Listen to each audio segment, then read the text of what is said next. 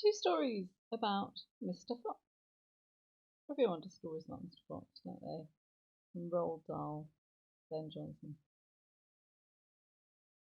Mr. Fox, a fine fellow who had 9 beautiful bushy tails, thought his wife was being unfaithful. So in order to test her, he pretended to have died and simply hid under the bench. And because Mrs. Fox was a widow of some means, suitors soon presented themselves at the door, and Miss Cat, Mrs. Fox's maidservant, would come upstairs to the parlour where Mrs. Fox sat weeping, to say, "There's a gentleman at the door." And Mrs. Fox would say, "Is he as handsome as my husband? Does he have 9 tails?"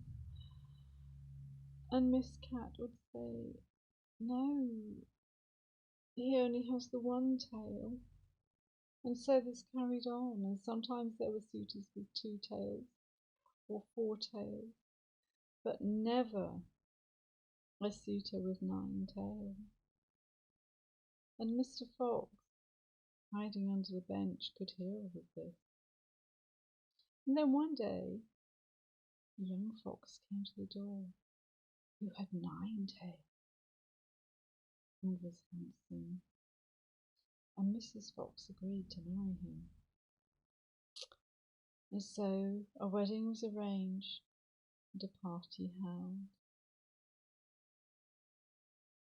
And Mr. Fox came out from under the bench and chased all the wedding guests and the bridegroom and Mrs. Fox away.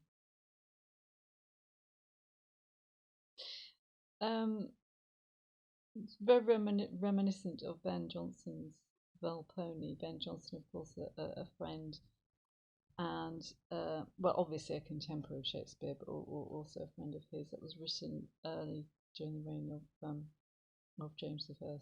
That's James VI if you're Scottish. Where apparently Jonson was drawing on what's described as beast fable.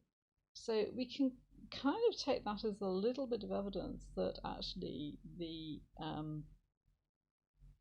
Elizabethan and Jacobean playwrights were actually drawing on some very old sources. Certainly, various aspects of the plotline of King Lear do go back a very long way, and we will be coming to that one. Not King Lear, but to a story which was probably part of the origins of that. Because the Grimm Brothers stories, certainly some of them seem to go back a long way. The second Mr. Fox story.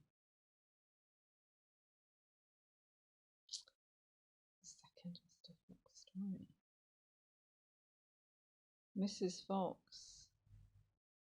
as a well-to-do widow, was courted by many, many animals, and the wolf came to the door. But the wolf wouldn't do, for the wolf didn't have a fine bushy tail and a red coat and a narrow nose. Neither did the bear, or the stag, or the hare. And so it went on for a long time, while Mrs. Fox said no to many, many suitors, until one day a fine fox came to the door with a beautiful bushy tail and a red coat and a pointed nose. And Mrs. Fox fell in love with this handsome fellow, and a wedding was arranged and a party held, and they danced and they danced and they danced. And some people say that they are dancing still somewhere.